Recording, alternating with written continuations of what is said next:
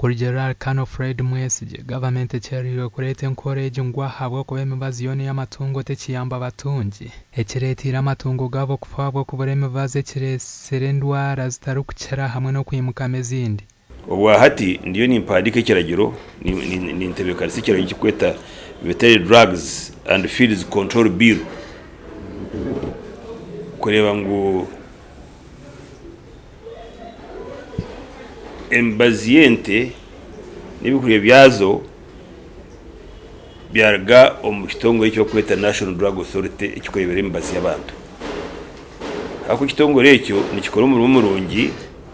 konka abikwatire n'embazi y'abantu mbwenu shanga amani tubaragata hambaziyente. Honorable Naito Rwakajara yagira ngo ekinte cyakumara henshongezi bakwate emibazi y'amatungo etarukushana bagiteko mu byanga bitarukushana bya Uganda nka Eastern, Northern, Western. Rero bareba omubazo gurukoraje. Chairman w'akakiiko ka Agriculture mu Ihangero Honorable Lawrence akuguzibwe nagira ngo akakiiko kaketororo mu Ihanga lyona kashanga ngo obuzu bw'abariso bine n'obw'emibazi etarukukora. Kubaninga aba individuals is not right. Ningonza abantu bagomena nabekirizibwa kutunga emibazi kugitunda cyonga government eteko hamani korane supervisinga kuteka hoburi okororango ebikipuri bya rugamo abuka Ministry of Agriculture twine monitoring group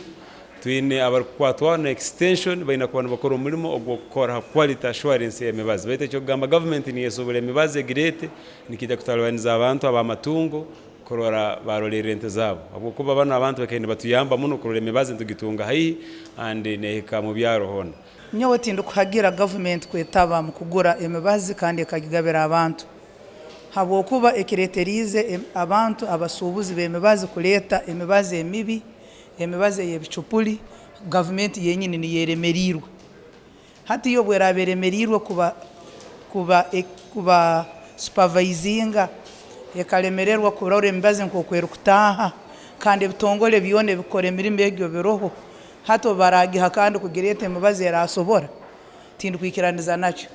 gasha kwa Jimmy Muhumuza